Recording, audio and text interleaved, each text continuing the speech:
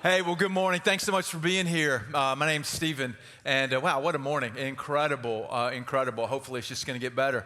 You know, we're in this series today on questions. Let's all say that together. Questions, and just looking at these questions that Jesus asked.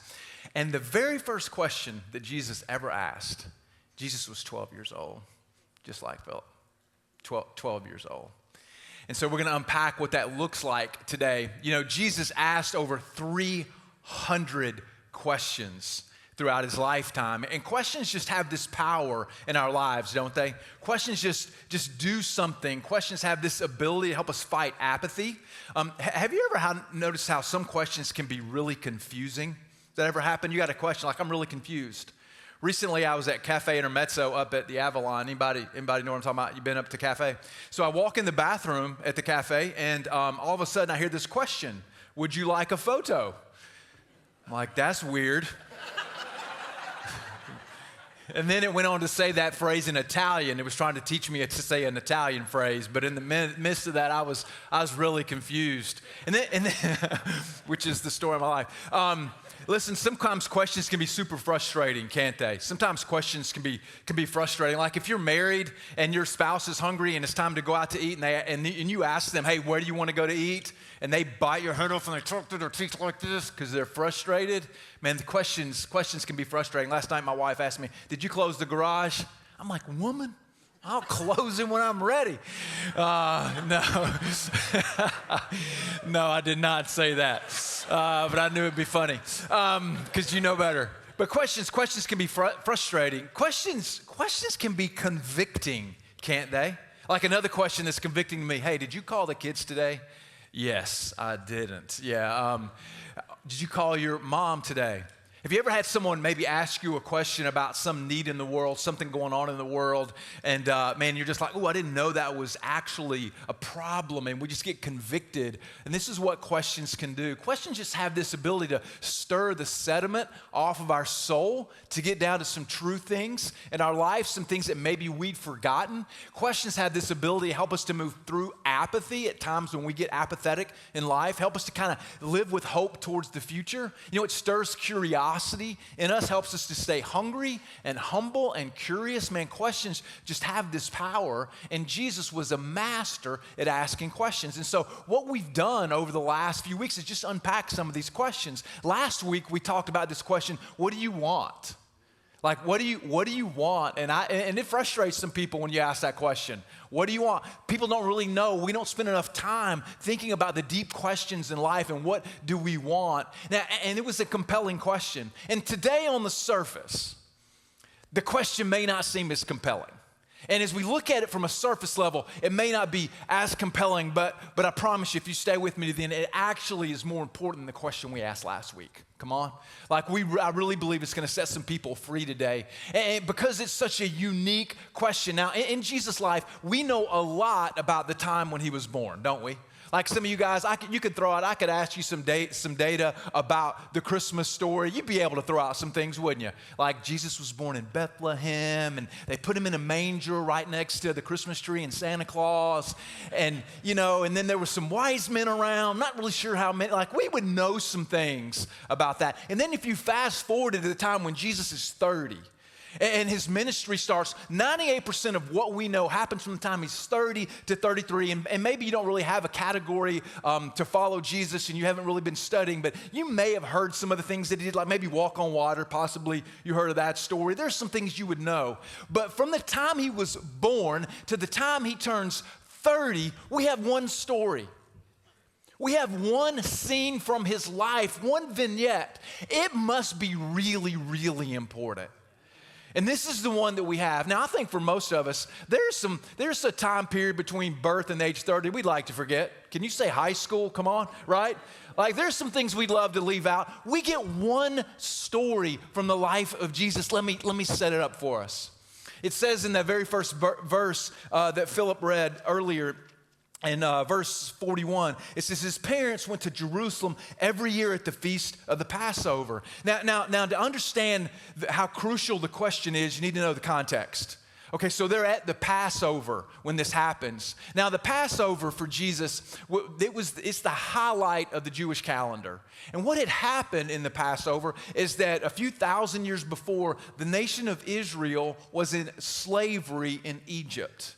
Man, they couldn't do what they wanted. They were in forced labor, and they were in slavery. It says that God looked down on them, and he saw them, and he had compassion on them.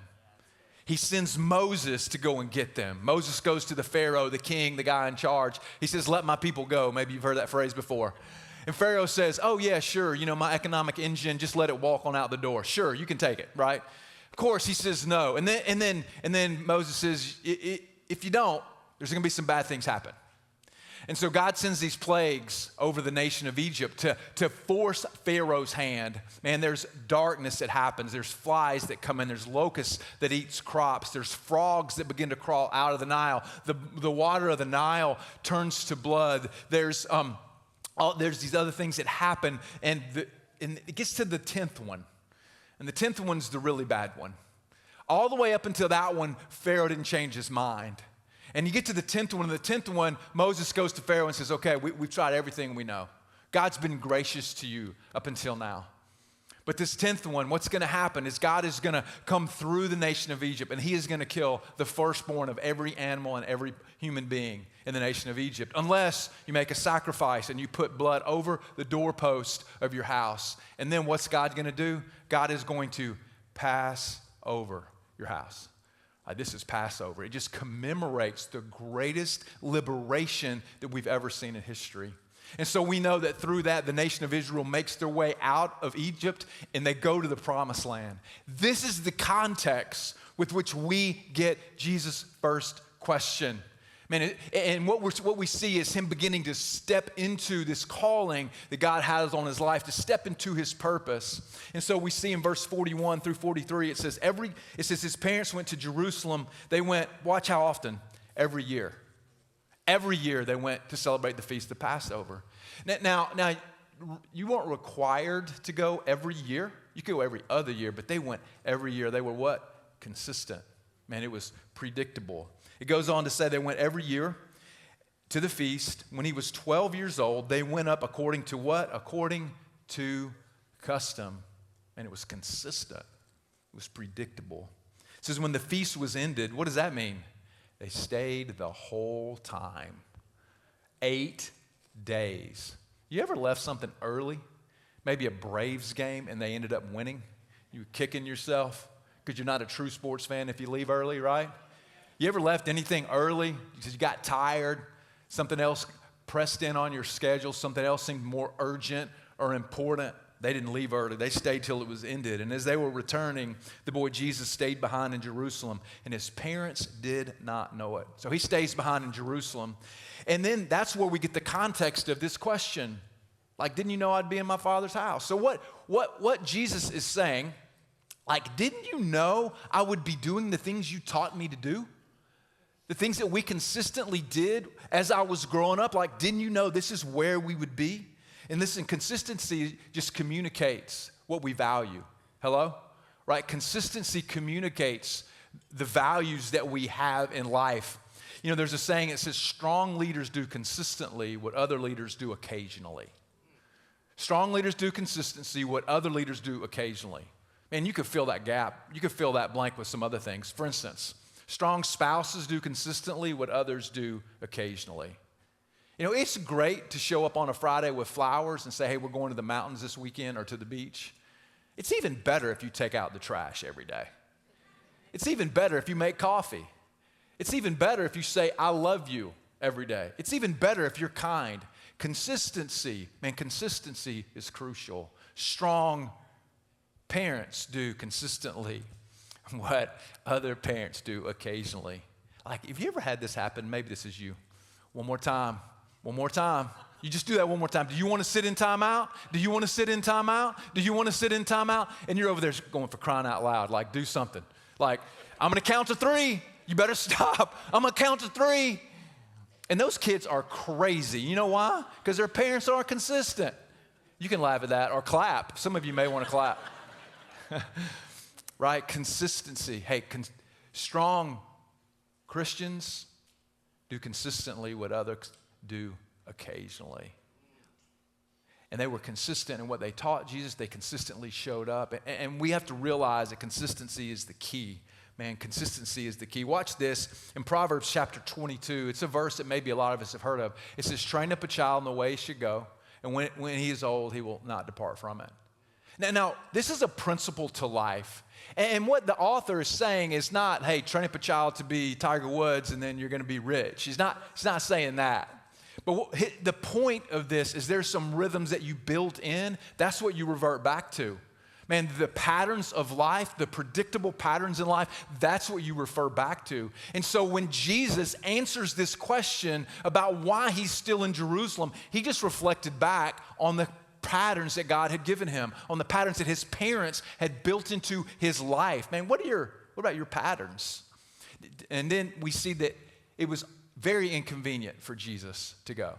So it was roughly 90 miles. So it was about 30 hours of walking.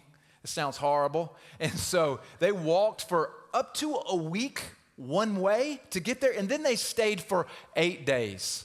They stayed for 8 days. And listen, consistency will take you where convenience cannot take you.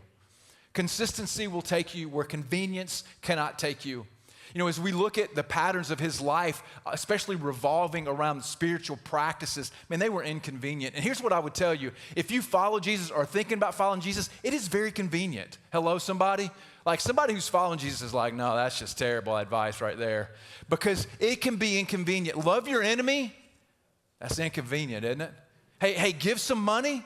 That seems inconvenient. Spend some time, that seems inconvenient. Hey, there's a handful of student leaders in here, and guess what you've done? Every Wednesday night, you have sowed seeds of consistency for your kids. You've showed up every Wednesday night, and you know what? I bet more than once, if you were honest, you'd be like, yeah, I didn't want to go. Stephen, I'm tired. Like, I would rather stay home and watch Survivor tonight. Man, like I don't want to go. Those kids, they don't listen to me. But guess what? When Jason and Denise Moore, like you get 6 years down the road and you look at all those Wednesday nights that you sat and all the times you went to the Escape and all the times you went to Paul's and the times you went to the ER, Jason. And man, I'm telling you, like, that made it worth it. Those kids are calling you for when they get married. Man, they're calling you for advice when they get to college. When they have a spiritual question, they're calling you out because you were consistent and you sowed seeds of life into people. And man, I love you for that. Thank you for doing that. And listen,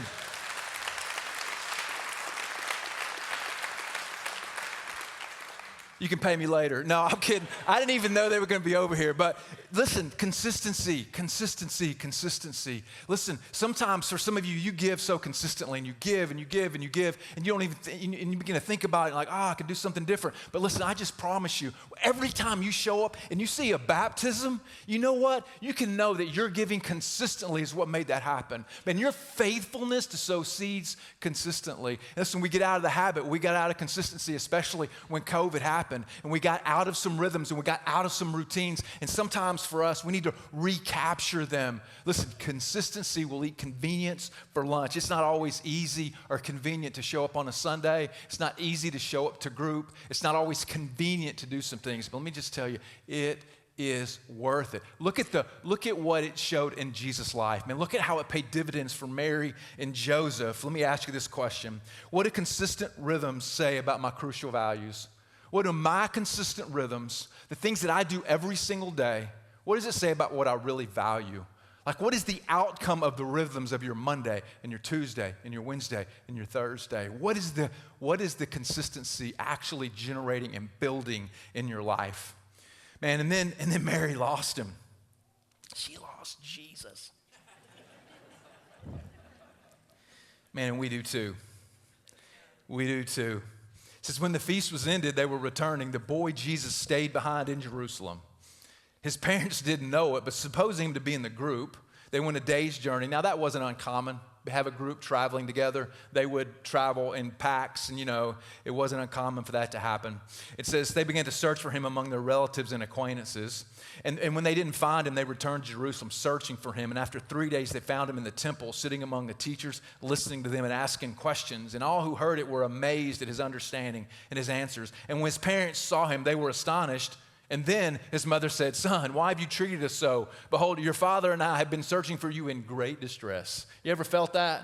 Like if you're a parent in here, listen, you got to know you've misplaced a child or two at times, right? And I get it. The kids you don't like, you do it on purpose. But sometimes it's on accident. Sometimes, so we have 4 kids. And when you have 1 kid, that's nice. You have 2, you're normal. When you have 3, it's like, they're special. They're sacrificing for that extra child. When you have 4, people look at you like you are weird, right? Like people ask you, like, do you have like a passenger van outside you carry all these people in? No, and we can also wear pants. They just look at you as if you have lost your mind. But when you have 4, you got to have some special things in place to be able to be sure you always have them. Like they didn't have air tags way back in the day. Like today, you could just sew an air tag in your kid's pants, or you could just go ahead and get a chip put in their head. I mean, what's the difference? I know some of you are Republicans. You're like, we would never do that. Yeah, you're like, hey. You got a cell phone. They already know what you're doing. But we can take up, but we have 4 kids, and I'll never forget, we had, John was the baby, and there's a certain point, the baby, you're always sure they're with you, but when they can kind of take care of themselves, you tend to maybe forget them. And so we'd go to the bus stop to pick up the 3 kids who were in school. And this happened more than once, but we'd get back home, neighbor would knock on the door, we'd open it, and there's John. And eventually it got to the point, he would be standing there, he'd look up at us and go, and just walk off. We'd forget him. Like we would just forget. There's times that you forget your kids and you just, you panic. And can you imagine? Mary forgets Jesus. The angel told her, you're going to give birth to the Son of God. He's going to save the people from the world. His name will be Jesus. She forgot him. Like, I don't know about you, but if I get told this is my son, I'm getting one of those tethers. Put it on, and they got the little harness thing, and you put it on, and you're just tethered. Like, you want to go spend the night? Okay, but I'm going to be outside the window because we're staying tethered together. You want to go play? Yeah, but we're staying. I am going to can you imagine the panic when she can't find him? When she realizes how far she's gone. Can you imagine? It says she was in great distress. It just means sheer terror. She's looking for him. Hey, and we need that same level of urgency when it comes to not forgetting Jesus in our own lives. Like we need that sense of desperation, that sense of distress, that sense of urgency in our own lives when it comes to forgetting and leaving Jesus out of our lives. Mary was distressed and panicked. How did this happen? How did she leave him? How did she lose him? Oh, it's really, really simple. She took him for granted. She took him for granted. She just thought he was with somebody else. She just had gotten lulled to sleep. Just like that noise machine that we use at night to help put us to sleep. This is what the world will do to us. This is what the culture will do to us. This is what selfishness will do to us. Man, we just get lulled to sleep and thinking that things are going to be okay and thinking we don't have to worry about it and thinking it's all going to take care of itself. And she took Jesus for granted. Stonecreek, he is the treasure of life. Man, we can't take him for granted. And listen, it doesn't matter where you are on the spiritual spectrum, whether you believe or don't believe, whether you think, I don't know if this is true, whether you're searching, there comes a point where you have to deal with the truth of who Jesus is. Man, we can do so much, but we can lose our lives if we take him for granted. In the book of Mark, a couple of pages over, in Mark chapter 8, verse 36, I believe, let me check. Mark chapter 8, verse 36, it says this. What does it profit a man to gain the whole world and forfeit his soul?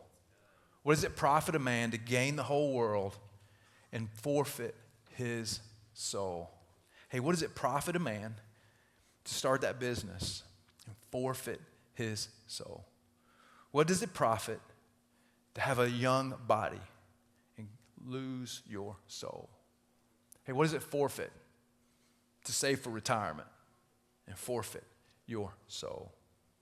Man, what does it profit to be happy but forfeit your soul? What does it profit to run my own business, or to get married. Like, fill in the blank for yourself. Like, what does it profit? And then you lose your soul. Man, we live in a culture that's so successful. Man, we look like we have it together.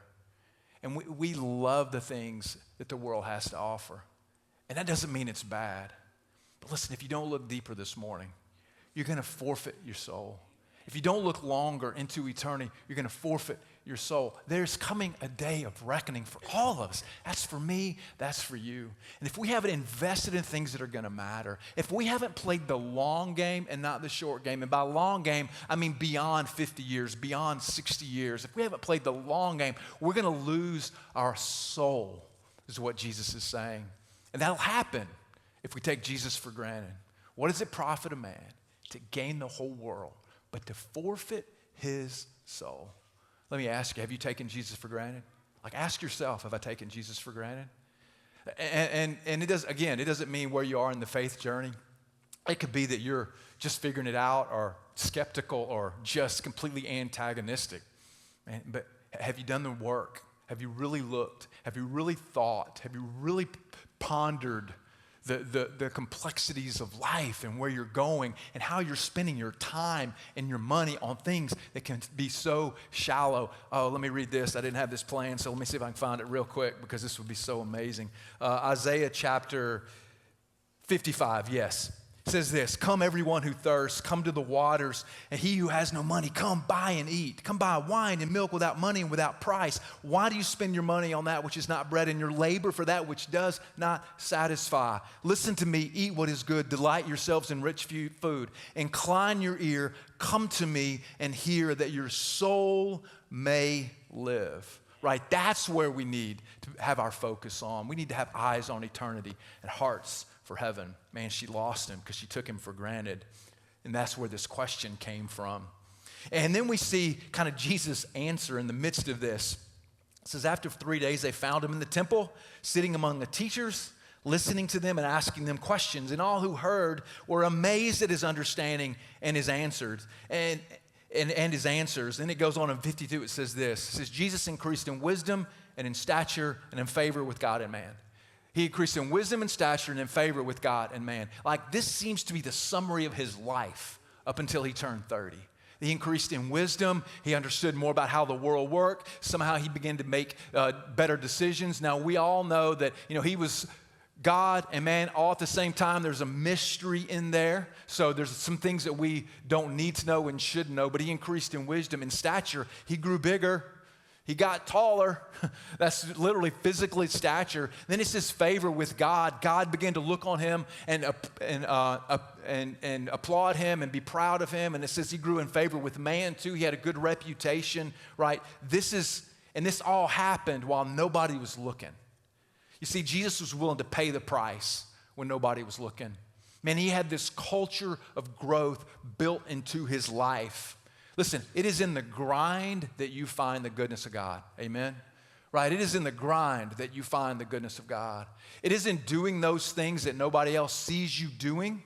When the right hand doesn't know what the left hand is doing, that's when you begin to see the goodness of God. Like, everybody wants to launch and to do what Jesus did when he was 30 and launch his public ministry. Nobody wants to ask the questions he was asking when he was 12.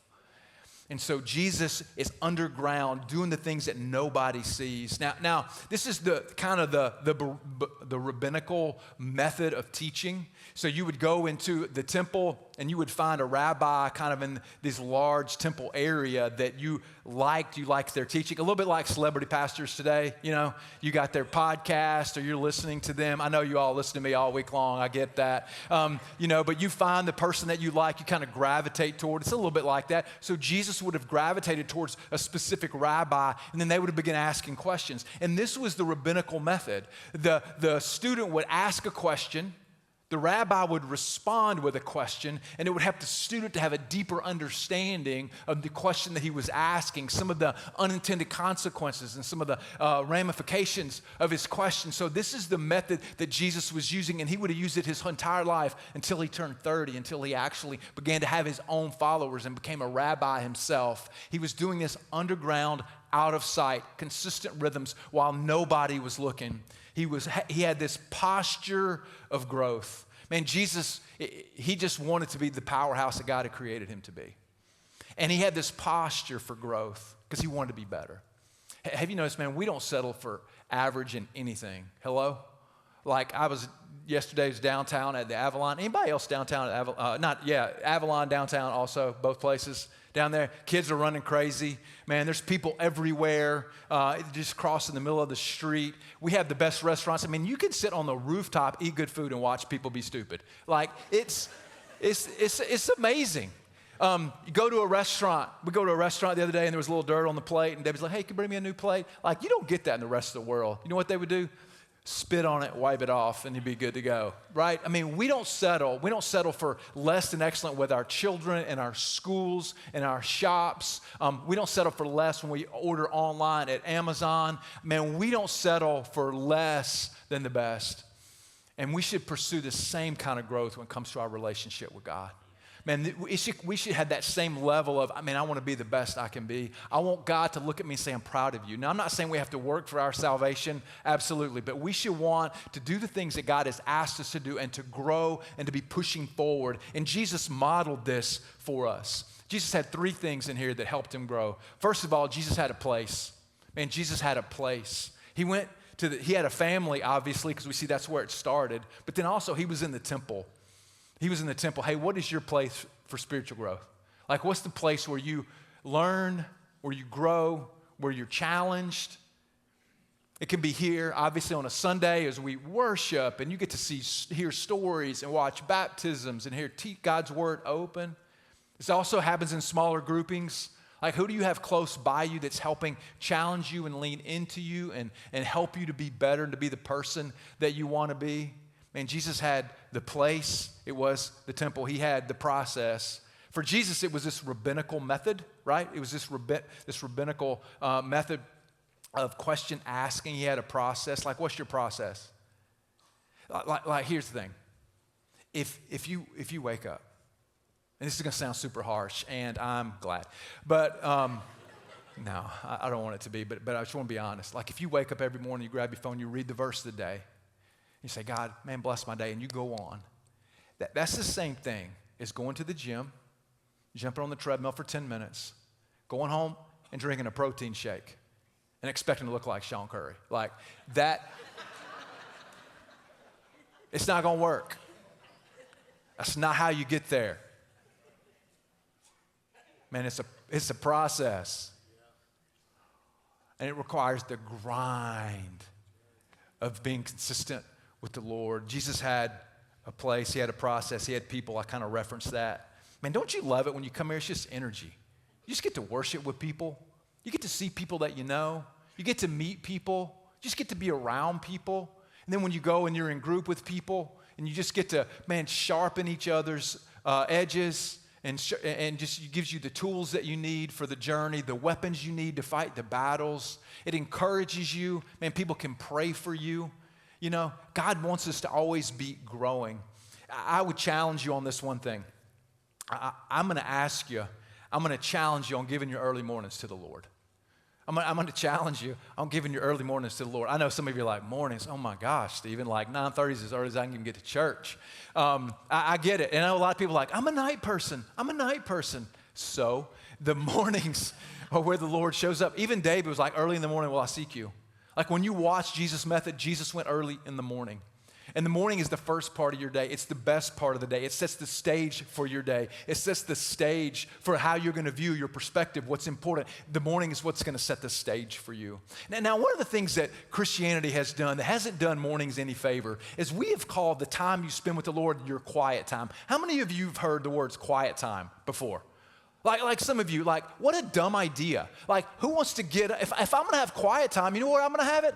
In the bed. Why am I going to be awake for that, right? I can have quiet time while I'm sleeping. If you look at Jesus and the time he spent with the Lord, not quiet. I mean, if you look at how the early church prayed, it wasn't quiet. I prefer to call it the morning watch. You should write this down, right? Our time in the morning should be called the morning watch. Let's say these words together. Morning watch. One more time. Morning watch. Because in the Bible, as you look up, they put watchmen on the walls. You know what they do? Man, they're looking out. Man, they're looking out over the horizon. They're looking for dangers that are coming. They're getting the city ready for the business of the day. Man, they're at work looking, man. And we should be, for those of you who follow Jesus, and this is your home, so if you've been here more than twice, you love Stonecreek, and this is your place.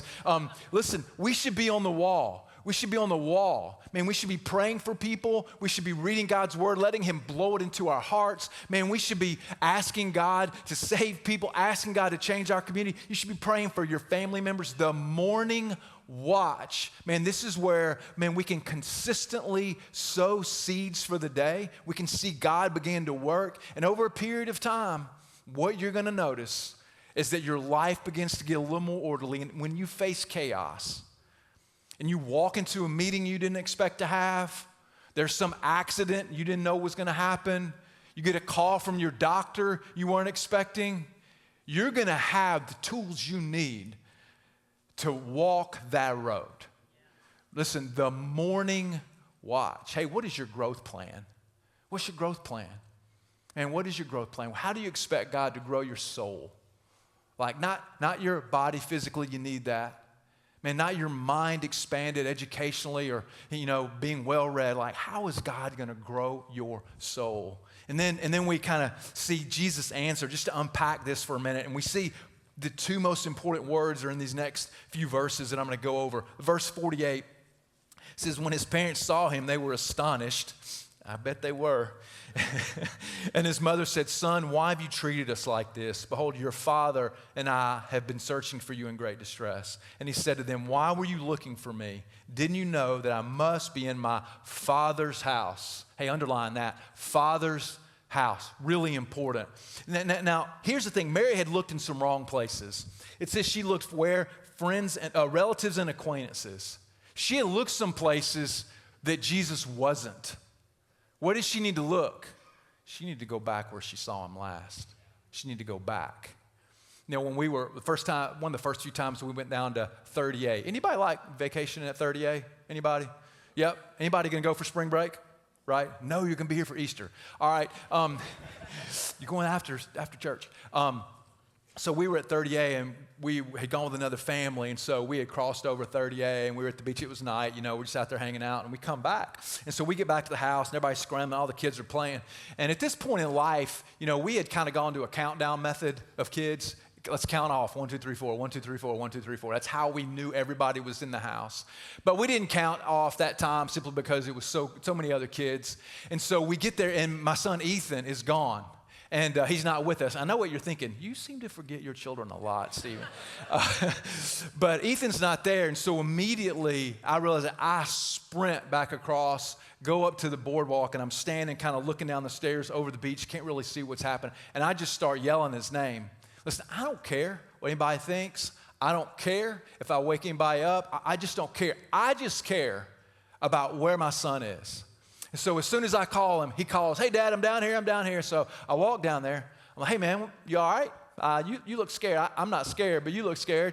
And he says, yeah, he says, I wandered down the beach a little bit. I wasn't really paying attention. And when I came back, y'all were gone. He says, but I knew if I just stayed where you left me, you'd come back to find me. And sometimes when we've left Jesus, we just need to go back to where we left him. And sometimes we just need to go back to where we left him.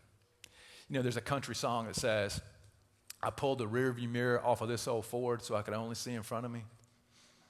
That ain't always good. And I really didn't expect that to be that funny right there. Sometimes you got to go back. You got to go back to that relationship you need to reconcile. You got to go back to obeying the thing you knew you were supposed to do, but you didn't do. And so many times we just want to move past it and say, I know, grace is God, I'm forgiven. Man, I'm just going to put that in the past. I won't do that again.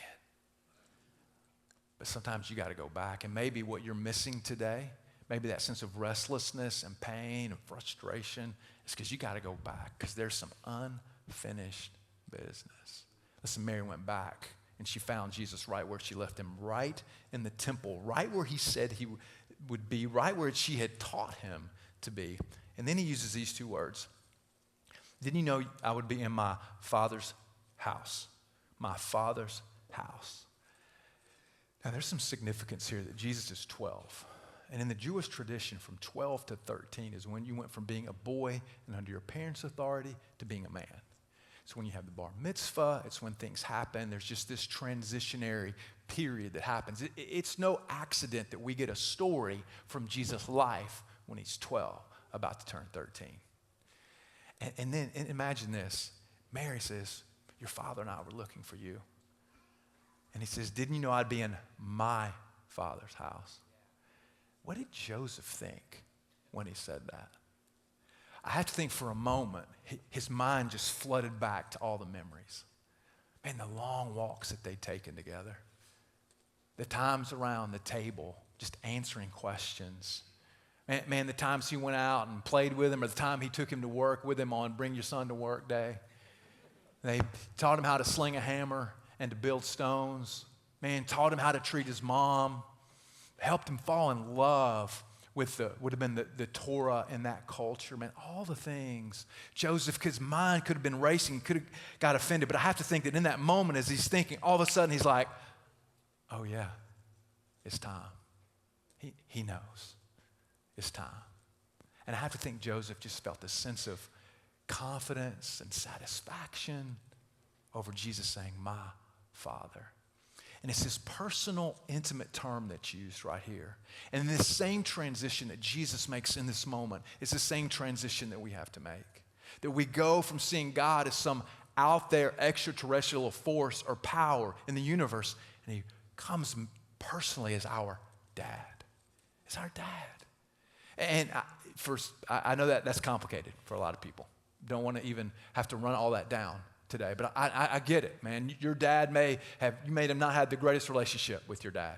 He could have been abusive or absent, but think about a good dad and what a good dad would do. And there's several places in the Bible that kind of describe that. I'm going to just hit a couple of them to just help us understand more how to see God as our dad. In Romans chapter 8, verse 15, Paul's writing this. He says this, you did not receive the spirit of slavery to fall back into fear, but you have received the spirit of adoption as sons by whom we cry, Abba, Father.